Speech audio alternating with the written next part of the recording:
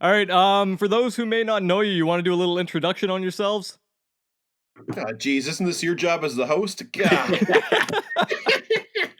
All right, well, I'm the Great Orbax, and as always, I'm joined by my best friend and brother, Sweet Pepper Klopek. Hello, everybody. And we are the Monsters of Schlock, the world's most extreme two-man circus sideshow comedy magic extravaganza, 26-time Guinness World Record holders, and all about rad dudes. Woo! Awesome. How have you guys been holding up in quarantine so far? Oh, it's terrible. Yeah. It's okay. And if by it's okay, I mean you enjoy sitting there every day and just getting another email about which of your upcoming gigs in the next year has been canceled. Yeah. It's been a lot of that. But I mean, health-wise, I can't complain. Like my family is safe. We're all happy over here. So Yep, I guess that's the most important thing too, right? Or at least they say that's right.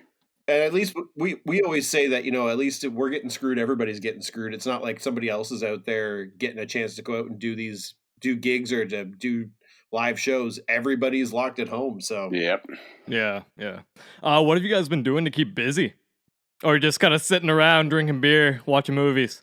I started like that, but surprisingly, I've been exercising like crazy and trying to stay as active as possible and doing stuff around the house because I find if I sit, then I get really sort of the depression starts to kick in and my mind starts racing. And then every time we get an email or a call about a show getting canceled, I'm like, okay, I'm going to spiral out. I got to do something. So I take the dog for a walk or go for a run. So trying to not just end up in that whirlpool of depression that's always lingering nearby. Yeah. Yeah, I'm pretty much the same, except I've succumbed a few more times to the whirlpool, I think. But I'll be good for a couple days. I'm still trying to do some work at the university and trying to do some education work with physics and with getting science videos out to kids. And I've been the rest of it's pretty much just keeping busy around the house. I've got a garage that we moved into this house. I got my first house at the ripe old age of 40.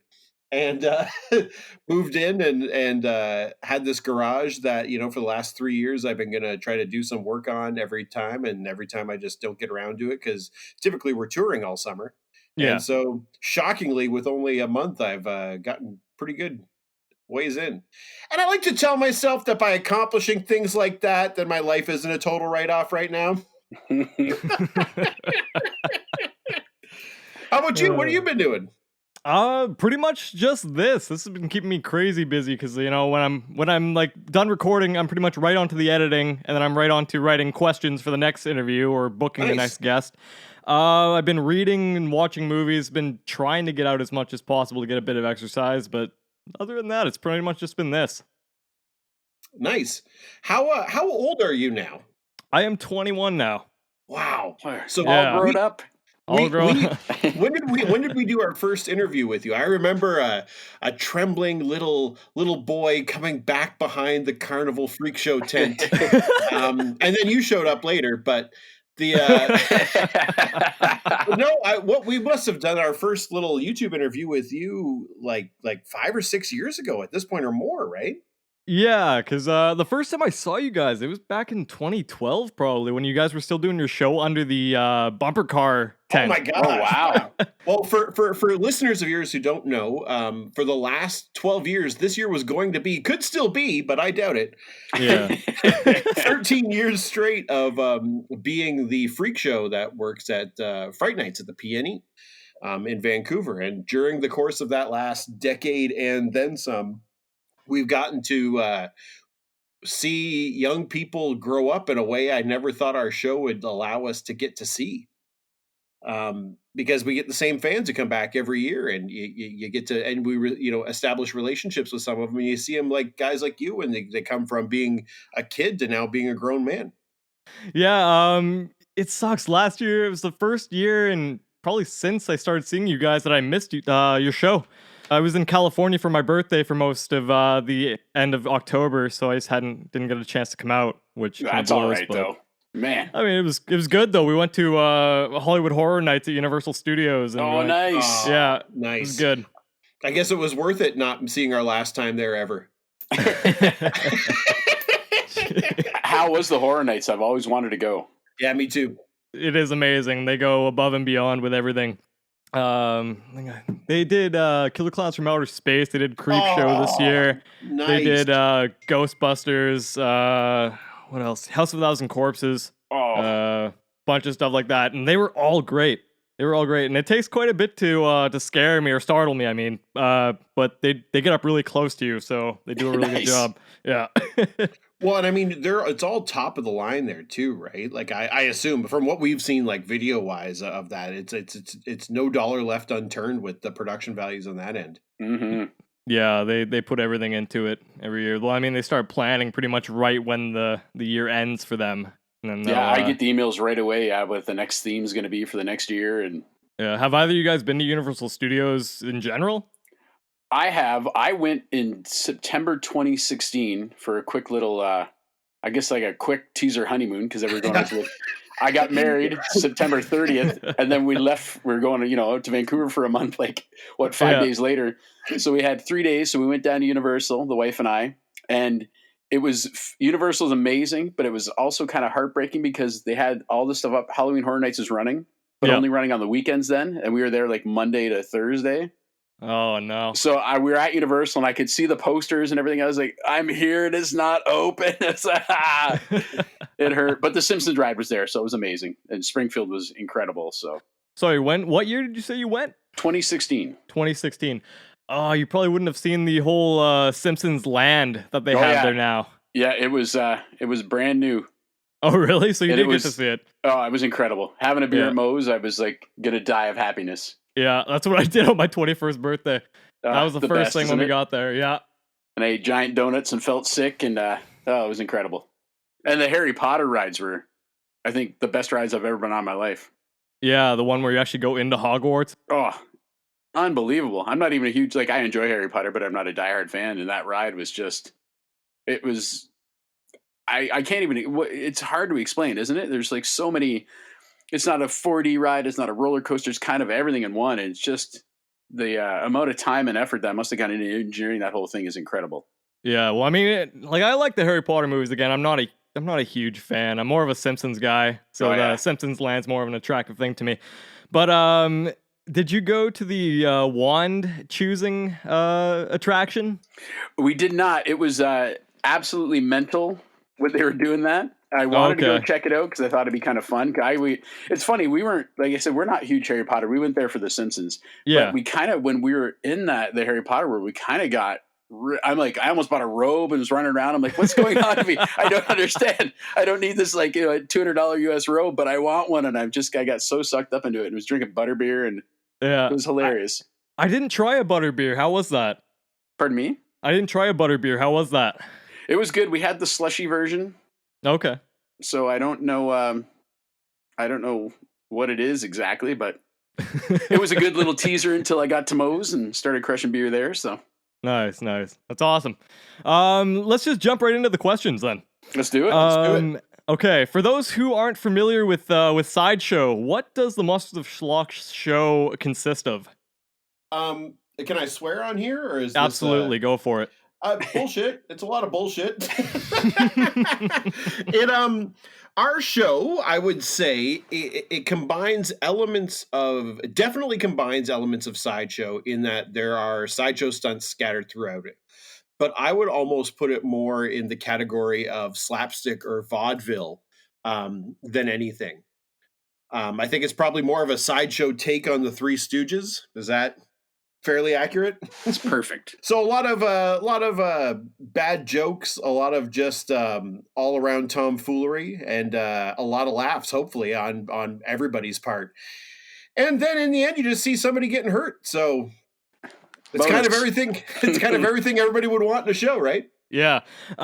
So you guys bring people from the audience up on stage. Have you ever had someone who just pretty much freaked out on stage and refused to go along with it? Oh yeah, I mean, there's all well. So it's happened quite a few times. So we have an elaborate. I don't think I'm giving away too much. You have what, 20, 35 followers to this? Yeah, something like that. No, but I mean, I don't think this is really giving away anything, but we have an elaborate magic trick that ends up in a Pepper getting staple gun by volunteers in the audience. Yeah. And very regularly, people get up thinking that they're volunteering for a magic trick that turns into them having to inflict violence upon Pepper, and they are not interested in doing it. That said, it seems to fall on literally just both ends of the spectrum and nowhere in between. They are either 100% gung ho into it, or they do not want to confront this possibility. And you can't tell by looking at the person who falls into those. But that happens often. But usually we goad them along with the crowd, and they get on board. Well, I mean, you guys brought up, and this wasn't last year, the year before, you brought up my girlfriend to do the whole nail the human blockhead. Oh, yeah. Yep. So for people who don't know, that's a traditional sideshow routine that was popularized by Melvin Burkhart in the mid 1900s, where Melvin originally took like a 8 penny. I don't understand how pennies and nails work. To me, they're separate things, but a big nail, effectively like a railroad spike, and he would drive it into his nose. And so I do like every other single person in sideshow, I also do that bit. And do some variation on it. I do a small nail and a bigger nail, and then I do a fork. And then that usually takes up like 25 minutes, and then that's halfway through the show. Nice. But yeah, I guess your girlfriend would have been the unfortunate quote unquote, air quotes here, volunteer who had to come up and pull it out of my nose and help me with the rest of it. It was good. That was good. How did you guys meet, and when did you guys start performing together under the Monsters of Schlock title? This is always some debate because we have bad memories. I think that Tweed BME Fest was like 2001 or 2. I could probably try to look it up. Or 3 or 4? I don't know. We always do this. Yeah, we've been performing together for at least 15 years. Yes. As the Monsters of Schlock. Yeah, and likely we've been performing for 4 or 5 years prior to that as well. Likely. We don't know though, because we've been trying to track it down. 2003 was Tweed. Oh, okay. Okay, so then like 17 years or so. Cool. And how'd you guys meet? Well, there was a body I don't know if so this was 17 years ago. You would have been 4 years old. We there at that time, that was, I guess, even before MySpace, right, Pepper? Yes, because I think they used the sort of my brain's not working. This was sort of like a precursor to it. Yeah, I believe. So there was a gentleman named Shannon Lorette who ran a body modification website called Body Modification Ezine that started as sort of your one-stop shop for everything weird to do with bod mods and modern primitives online, that then grew into a social networking program, not unlike MySpace or Facebook prior to MySpace and Facebook existing by years. And it was sort of a way for people in that community to meet each other. And Pepper and I live hour and a half apart, I guess. I'm in Guelph, he's Niagara Falls. And so our first gig together was Tweed is what? I don't even know. 3 hours from Guelph? It's yeah, 3 or 4. It's kind of what, northeast-ish from here? Yeah, I guess it wraps up around the other side of the lake, eh? Mm-hmm. So yeah, there was a giant party, and we ended up we're performing Pepper's band, the legendary Klopex, which you might have heard of before. Woo! Yep. And I was doing sideshow and hosting. Back then, I worked just by myself as an entertainer, so I would often end up hosting and just doing my own shtick. We were thrust together, I believe, ended up out back behind a chip truck, setting off $2,000 of questionably legal fireworks, and each holding giant Roman candles in our hands as fireworks were being shot at us, and we were completely blinded by the smoke. Yeah. And then I helped throw Pepper through a table that was on fire while a monkey beat him up. later. It was good times. What a night. Yeah, what a night. And I guess that was, to use the cliche, it was forged in fire that night. And ever since, we've been inseparable and entertaining all over the world. Awesome. So you guys have performed all over the world. What can you share a few memorable moments from the road? A few that really stand out to you? I think for me personally, one of the career highlights is probably that theater in New Zealand. What do you think, Yeah, Bax? 100%. Yeah. We typically, when we end up traveling the world, it's very rare, besides the UK, that we're in a location for more than like 3 or 4 days. We end up doing a lot of like TV shows or festivals where we're just literally, I think Australia is our record where we were in the air. We actually were in the air longer than we were in the country. Yeah, our travel time was equivalent to the amount of time we actually were there performing. Unbelievable. Yeah. But when we did New Zealand, I guess 2018 now?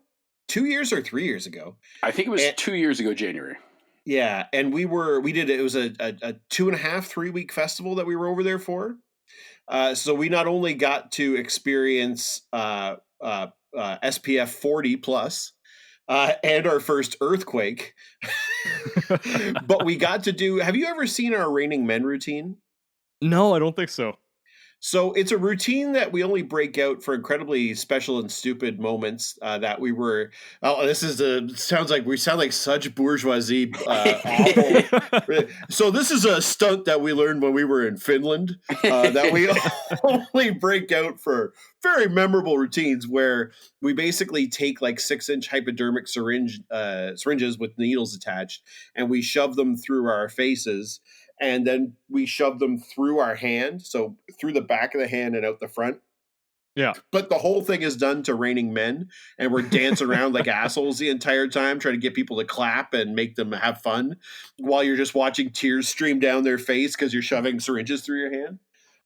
But we played this fucking gorgeous theater in New Zealand that had actually just had at one time been like 200 years old. They were doing reconstruction on it because there was a earthquakes that flattened most of Christchurch a few years before that. But it's like a 2,000-seater theater and gorgeous, just with that like old world kind of charm that I don't know. How old was that place? Was it 100 years old? Is 200 way off base? I don't even know.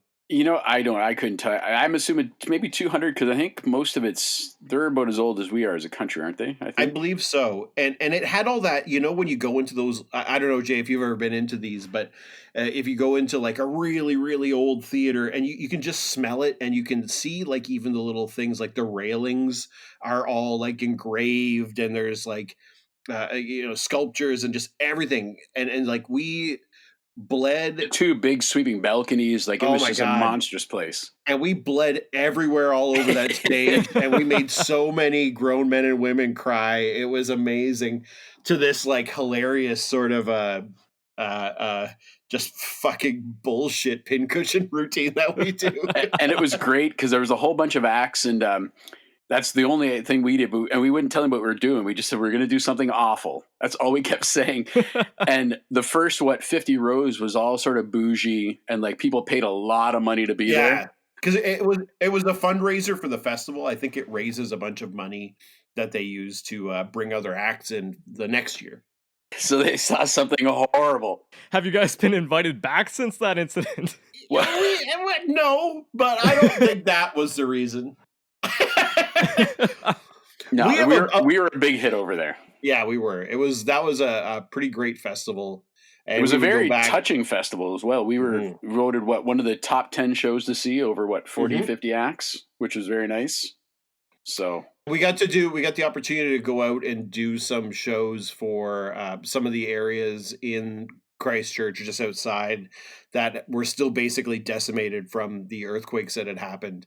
And so that was, I don't know if humbling is the right word, but it was very emotional to do shows. They were very like strong working class people that kind of strikes a chord with us because that's kind of where our roots are as well. And it, I don't know, it was an emotional set of shows there on that trip. That was pretty great. It was very fulfilling as a trip. Mm-hmm. Dare I And- say hashtag blessed? Is that what people say? So what you guys do can be quite dangerous if done incorrectly. Have you had any injuries done over the correctly. years? Or if done correctly, yeah. Yeah, it depends on the stunt, right? Yeah, we've had all types of terrible stuff happen to us. What do you want? Just to ring out the list, or? Yeah, ring out the list. Well, I mean, even I say that Rain and Men routine, I've on several occasions just had giant hematomas where my hand's swollen up like the size of a cherry under the skin. And then he pulls the needle out, and it just starts. Oh, it's like if you're lucky, river. it bleeds. If it doesn't bleed and it just swells up like that, that's even worse. Pepper and I have both lost chunks of teeth to mouse traps and various other things. Broken bones are probably pretty not. I mean, none of this is an endpoint goal, mind you. We often stress this idea that we try to mitigate every danger that we undergo in our show, but I mean, we can do 200 shows in a year, and if you do a physical show, like even if a stuntman was doing a stunt spectacular show, you just end up par for the course, breaking a couple toes or fingers along the way, right? But I guess we've had two very big injuries. The first was, again, we have no knowledge of the year. If 2003 was Tweed, then maybe 2004, 5? Somewhere around there. Halloween night, I was lit on fire from my chest up, basically. Not for long, probably for about 20 seconds, but it was long enough to give me third-degree burns to 11% of my body. And Wow. I was in the hospital for 10 days in the burn ward, and then home nurse for 2 months to get better. And then Pepper had I guess this would have been our second year at the PNE. So I believe we're still under the bumper cars for sure. 2009, I think, because it's the same year of your first record. Oh, I always forget that. Yeah, I think it's 2009. So I'll let you tell your tragedy. Well, we flew in day of, which we usually don't like doing, and we're setting up, and this is, it's how cold it gets out there in Vancouver, and it's after 3 shows a night, everything hurts. So I'm like, well, let's do some magic. So we'll do, out of the 3 shows a night, we'll do one set that's all magic, so we kind of get a bit of a break, not as physical, we won't get as hurt. That being said, setting up for our magic trick, which I'm doing air quotes for, this illusion, I got hit in the face with a running chainsaw. Oh, wow. Yeah, it was awful. And being though that was the day of our first set of shows, right to the hospital, stitched up, and then right back, started the shows immediately with no magic, which is even better. So then we're doing the same 3 shows, getting hurt each time on top of starting the whole thing with a terrible injury. Shit, wow. Yeah, it was pretty rough. But I'm okay. You can't even really see the scar anymore. So it could be worse. And I can say I got hit in the face with a chainsaw, so that's kind of cool. Yeah. It's like I got bit by a lion one time. It was a baby lion, and it didn't really break the skin, but I can still say I got bit by a lion. Yeah. Mm-hmm. So yeah, those are probably the big ones. It's always funny when you have a small one that happens in the middle of a show where something's gone terribly wrong, but you've still got 45 minutes of show yet to do, or sometimes an hour and a half of show still to do. And that's always a unique and interesting experience to try to push through with. But, I just do want to stress the fact that we've been doing this for 20 years. And so when we, the odd time, if you figure you're doing 200 shows a year for 20 years, I mean, that's 4,000 shows. That's to have 2 terrible injuries within 4,000 times of doing an extremely physical show. That's pretty good odds. Yeah, it's not bad. Okay, so you guys have broken many Guinness World Records over the years, some of which were broken in Vancouver. And I was lucky enough to be there for them, which was pretty cool. Can you list off some of your Can you list off some of your records that you're most proud of? Well, it was funny, we were chasing this guy, as we mentioned earlier. I think 2009 was the first year that Pepper got our first record, but we were chasing records for years before that, and it wasn't until 2009 that we finally got approved. So Pepper did our first record, which ended up being probably our most profitable because it ended up getting us flown around the world 3 times to do 3 different TV shows. So Pepper, I'll let you take it away. That was my most traps on the tongue in a minute that I believe I said on for the first time in Vancouver as a breakfast television. It was. Yes. So that was quite exciting. That was our last appearance on breakfast television for many, many years. But that's that. That's really exciting, and I'm still very proud of that one. And I've since beat it in LA and Italy, I think. And, Milano. yes, Milano. But it's Lo Show del Records. I'm super proud of that one. And I don't know. There's always there's whispers of me trying it again, but it's the point where I'm at 58, I think is the record, or 59 in a minute. The last one was 57 or 58. But you see, so the idea behind this record is people often confuse it and think that it's the most mousetraps on a tongue at the same time. It's the most consecutive mousetrap. So Pepper has literally got to put the mousetrap off on his tongue and then rip that mousetrap off and put the next one on. So it ends up causing damage, maybe not necessarily so much from the impact of the trap, but from doing that and then having to tear it off to get to the next one.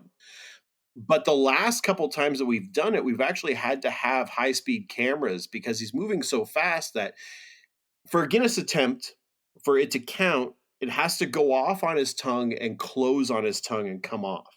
So if he picks up a trap and it snaps in his hand before it hits his tongue, that doesn't count. But you also don't get to reset the time or anything, right?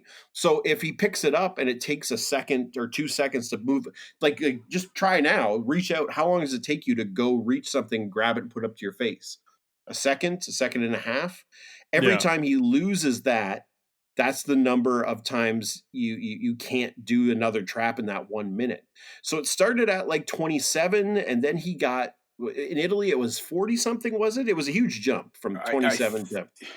I think it was, maybe 40 on the dot, or was it 40? Yeah, maybe 40. And then in LA, it was like 45 or something. And now it's up to a point where he's actually, the last time he went, he was going faster than 1 per second. I think I snapped 62 or 63 on my tongue, but they could only verify 58 or 59 or whatever it was. Yeah. So it's at a point now where we keep saying we should bring it out of retirement and beat it again, but it's going to have to be for very special circumstances, because just even going through something like that, and we've had twice, I think we've attempted it for different events, and they couldn't verify that it beat the record, even though like we were there, we saw it, but the footage wasn't high speed enough to actually, verify capture that. it. Yeah. Guinness is very strict, which is good, because that means anything that's an actual Guinness World Record is proven to be legit and is an actual feat. But they are very stringent. Like the rules are pretty. I think people are quite shocked when they actually get a set of rules for a Guinness World Record. I don't think they expect it to be as. Well, I mean, it's a legitimate governing body, right? Like in many ways, it's not dissimilar to if you were to play, professional football or Olympic style track athlete. You're just doing it with mousetraps on the tongue. So that's a pretty killer one, and I honestly don't see anybody ever beating that. I don't think I could beat it again. I'm gonna say, I'm surprised. Has your tongue never like just burst from the volume? Oh, this is his fifth tongue. I got a whole bunch of tongue donors lined up. No, but it's pretty awful for about 3 days afterwards. Every time I've done it, and it's funny when the first time we went over to Italy to try it, they had a dress rehearsal, and they set everything up, and they got the studio, all the lights and cameras moving around. And they're like, okay, go. And I'm like, go what? They're like, you're going to do it. I'm like, well, if I do it right now, I can't do it tomorrow. And they're like, why not? I'm like, because my tongue's going to swell up and explode, and I won't be able to talk for 3 days, and it's incredibly painful. And they're like, oh, so you can't do it? I'm like, no, like I'll do it when we actually do the record. But they were blown away. They couldn't understand why I couldn't do it 2 days in a row. Wow. Yeah. What about you? What about you, Orbax? What are you most proud of when it comes to records? I mean, my favorite one, I think, still is my first one. It was such an elaborate ordeal to do, and it was so big and epic. Was 2011, where I got the record for the furthest distance to pull a 9,000-pound truck from 2 shark hooks inserted in the skin of my back. Okay, that was at Fright Nights. That was at Yeah. Friday Nights at PNE, yeah. So we did that was like October 25th, I think it was. Mm-hmm. And it was just amazing. It was like one of those ones where if you talk to us enough times, this always is the precursor to everything we say. It's one of those ones where I wasn't quite sure if it was going to work or not. But it worked. I tore my bicep out, so I wasn't able to lift my arm for about 4 or 5 years afterwards. But no one's beaten that record since. It's funny. It was one of my first experiences with getting not hate mail, but just getting bummed out by seeing like Guinness. We were in England, and Guinness World Records had adjudicated it and gave us the approval. And we happened to be in England where they actually are.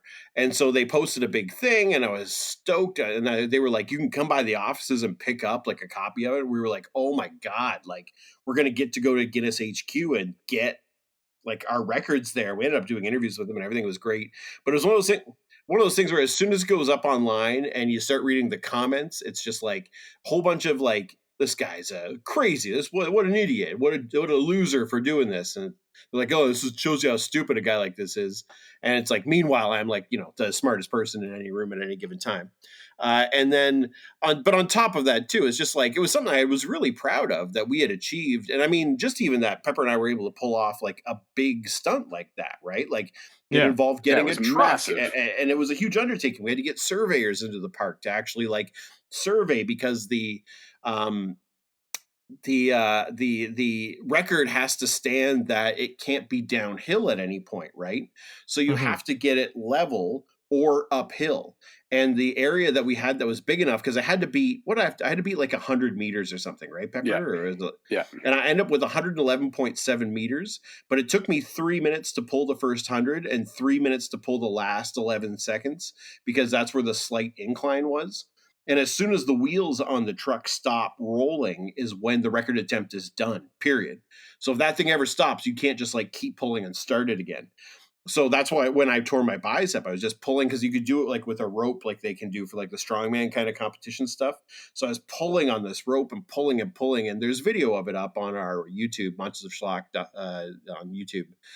And like you can see the agonizing last 11 seconds where it's or last 3 minutes where it's like pulling that 11 meters, and that tire's just turning, like just turning, and I was dying.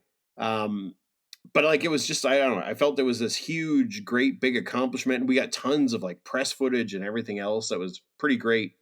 So I don't know, that's probably one of my favorite. I mean, I think it is my favorite one because that was my first one. Okay. Everything about that day was incredible, though. It really that was a magical experience, that whole day. It was one of those rare like October days in Vancouver where it's not raining and it's just kind of cold, and it just reminds you of Halloween. The leaves were falling and turning. Everything worked. Oh, and the best part that I totally forgot about was that truck was full of clowns. Yeah. So they to get the extra weight, they loaded the truck full with all the clowns that were the scare actors at the theme park. So I had to pull a giant truck full of creepy clowns. How fucking cool is that? And the best, after all this, and he was saying about all the comments. So not only are people like, oh, he's dumb because there it is. Then people immediately go, oh, look at I'm going to do this. I can't wait. I can totally beat that. What are we, 10 years later? Bring it on. Everybody. They don't realize that, if you want to do something like that, what's it going to cost you? $2,500 to surveyor, and you got to, you got to rent a truck and then get the truck to a weigh scale and you get everything. And there's so many different layers that people, they just don't think about that. Yeah, they everybody's easy. Everybody's a superstar when it comes to writing comments. This is the thing I've learned in the interim, is that it's a whole bunch of people who never do anything, trying to take down people who actually try to go out and achieve and do things. Because they'll never accomplish anything. So it's this great thing where it's like, as soon as they just open their mouth and talk, and all they're doing is talking. And like you said, Pepper, it's 11 years later and no one has touched that. Nope. And even better, that record, the pictures from it ended up getting put in like some Guinness, like scholastic book for little kids, where it was like superhumans or like real life superheroes or something. So fuck you. That's the official quote. But it's yeah, so that's a pretty great one. But I mean, we've done so many great ones since we did. We got to return to Lo Show del Record in like the 2010s at some point. And we got to do a double record where Pepper and I both got a Guinness record on the Italian show, where it was the heaviest weight lifted from hooks through the cheeks, and then the heaviest weight lifted from hooks through the forehead.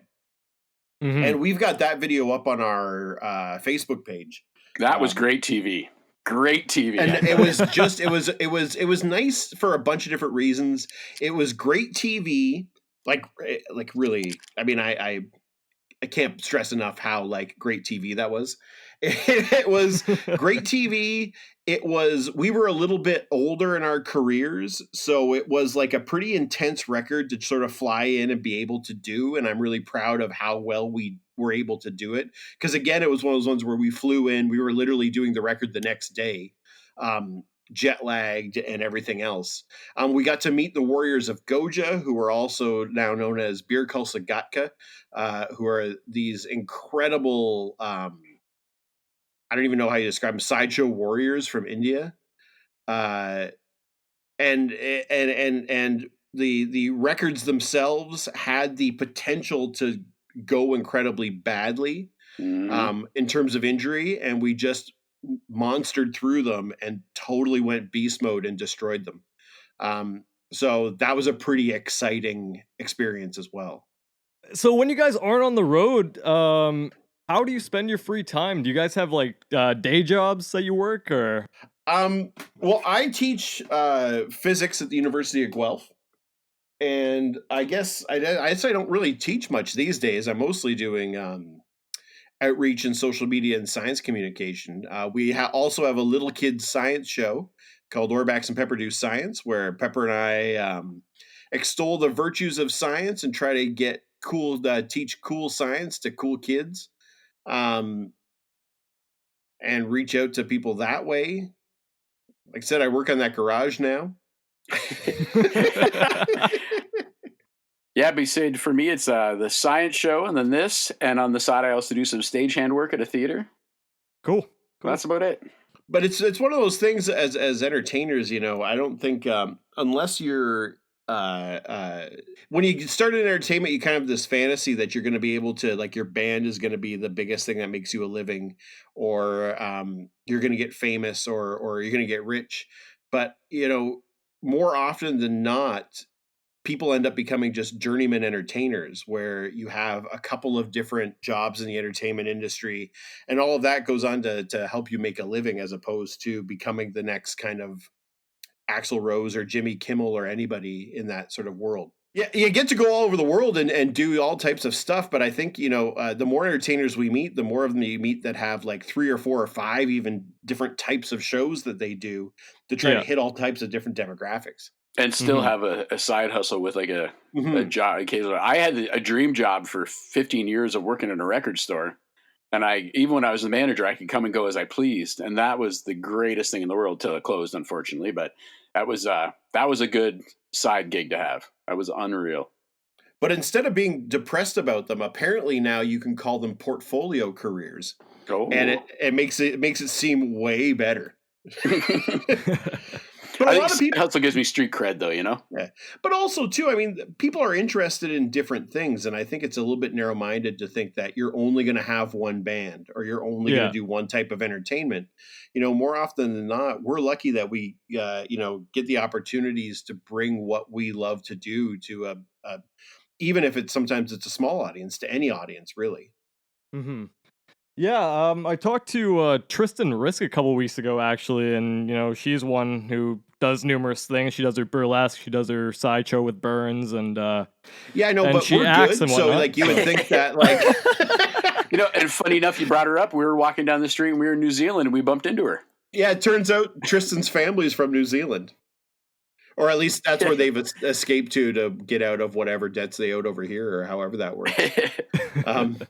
But yeah, no, it's yeah, I think you just have to sort of have this sort of spectrum of things that you do in order to kind of not even necessarily to make ends meet, but just to keep yourself interested. It's so easy to burn out on one thing if that's all you do.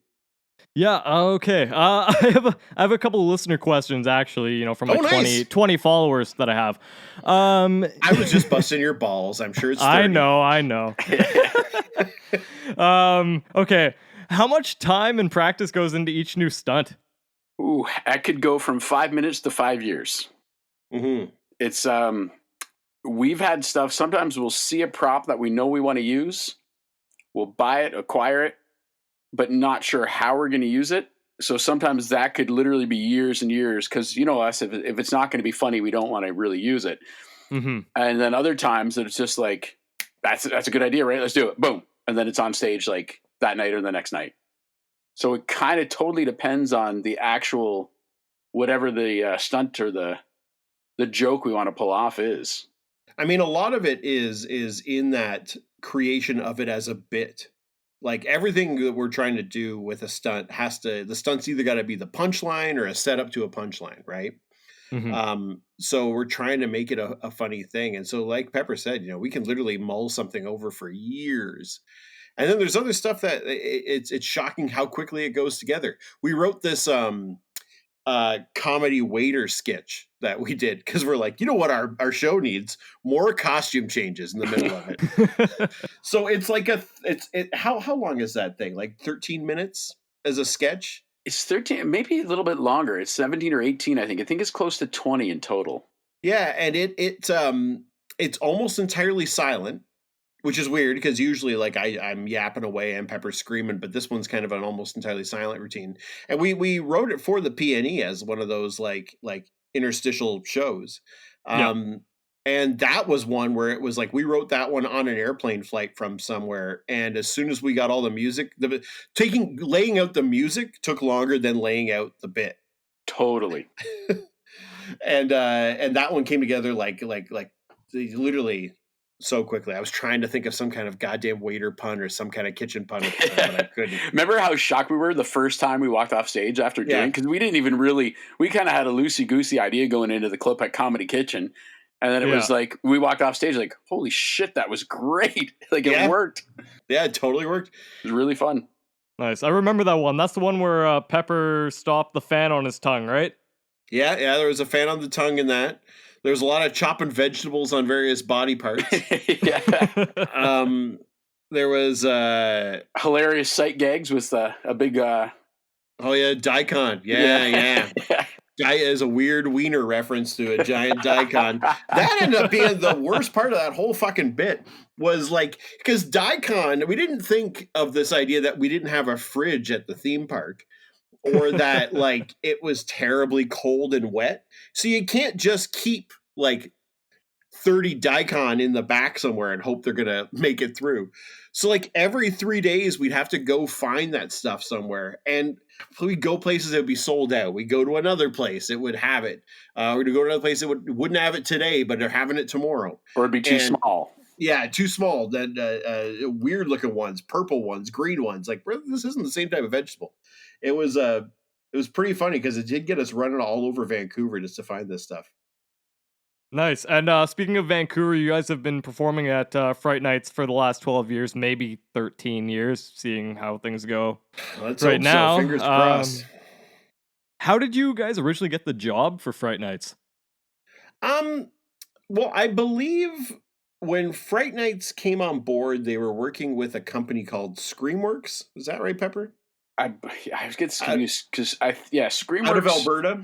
Yeah, they had teamed with them to create all the haunt attractions for the PNE because they had never done it before.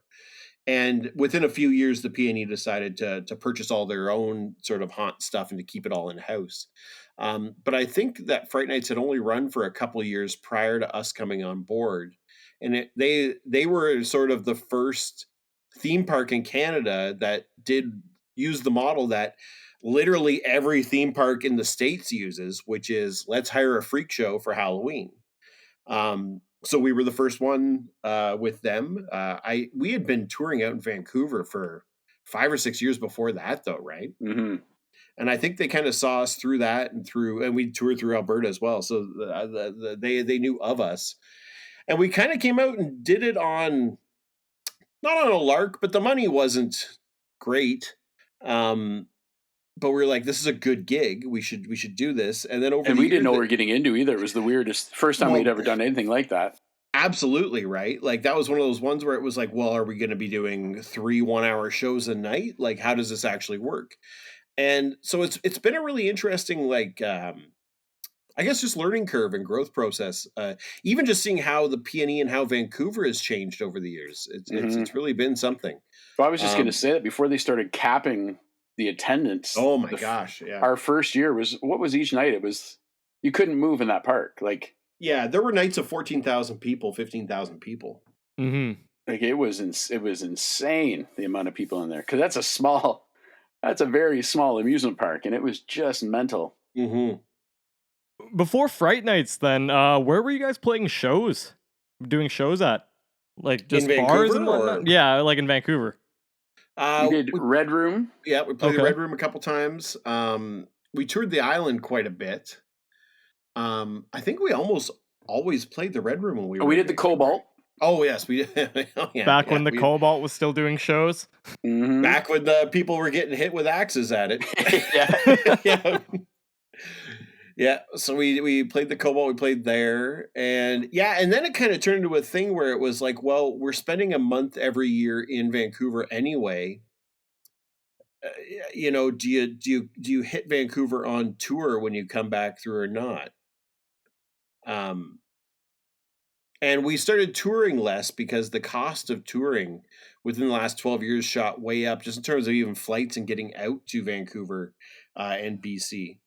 There's a whole set of logistics of, like, you know, touring that we're pretty lucky with, because there's only 2 of us, and it's not like we have to carry a ton of gear, but we have to carry some gear.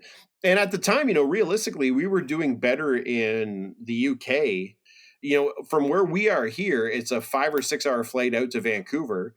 Well, it's 5 or 6 hours to the UK, where it's cheaper to fly to than it is to fly to Vancouver from here. And we can work in cities that are half an hour apart from each other. We can work 5 different venues a night in London. Yeah. I love Canada, but it's way too big. Yeah. Way too big.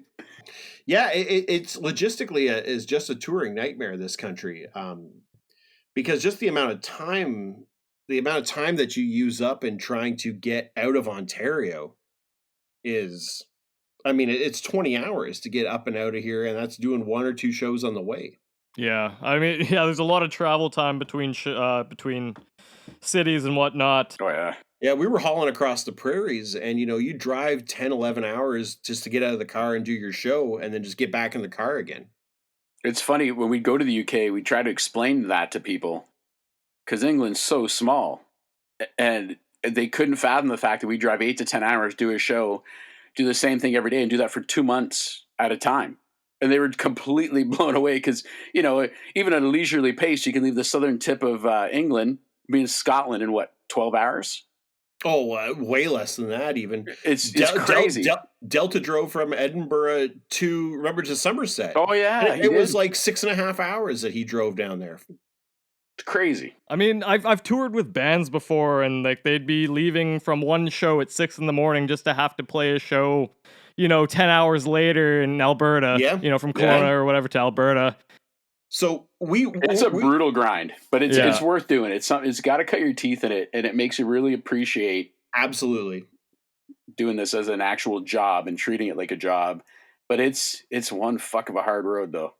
It really is. But you have to do it, and I think it does make you a better entertainer.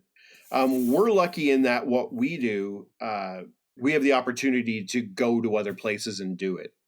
And one of the things that, you know, kids come up and ask us all the time, like, I want to tour with my band, I want to tour with my show, we're going to do a cross Canada tour. And often, you know, they're like, what advice can you give? And the advice is, don't go. The advice is, look at, you know, you have social media presence now. No band, no act can exist now without social media presence. And more often than not, that's all they got. They don't have a show. They just got followers. But find out where the people who want to see you are and go there. If you're huge in Australia or if you're big in the UK, go there and figure out how to tour and work there than trying to fly halfway across our own country. It seems like, I'm not saying to give up on Canada, but this country is massive and the money that you're making is barely going to get you around to the next stop. So you're lucky if you break even.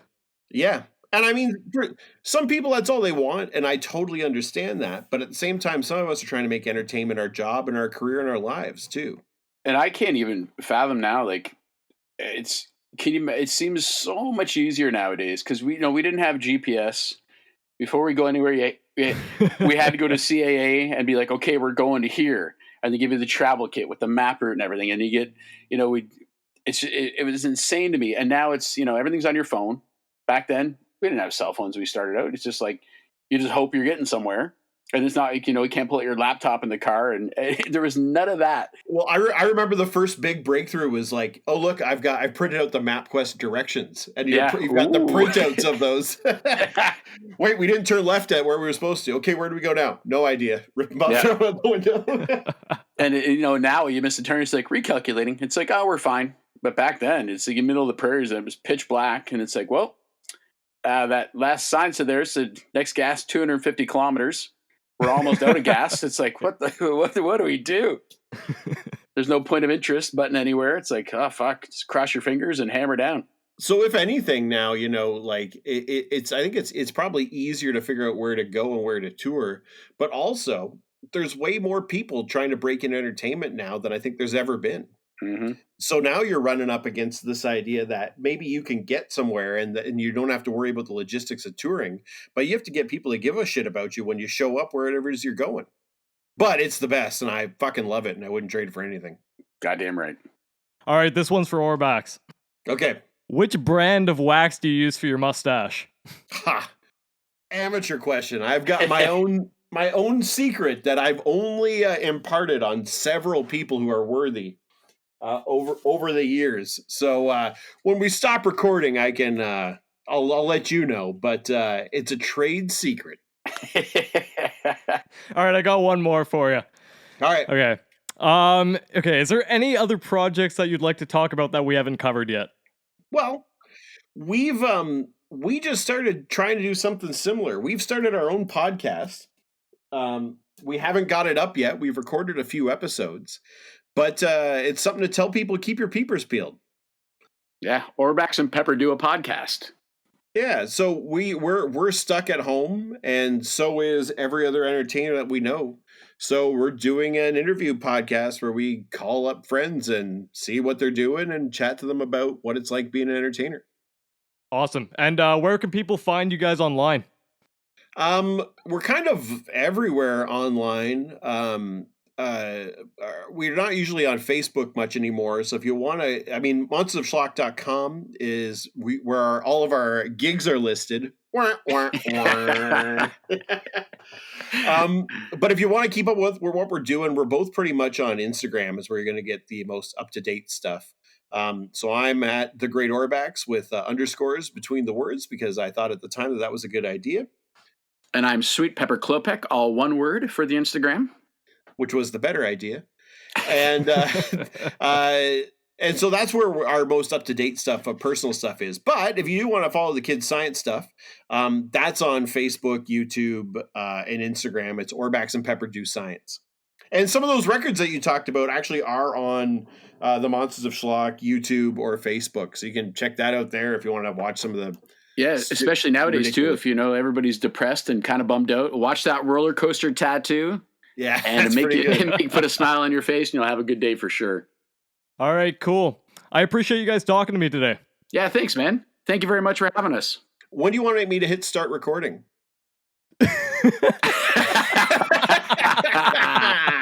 Bazinga! Awesome. Thanks, guys. Bye, everybody. Bye.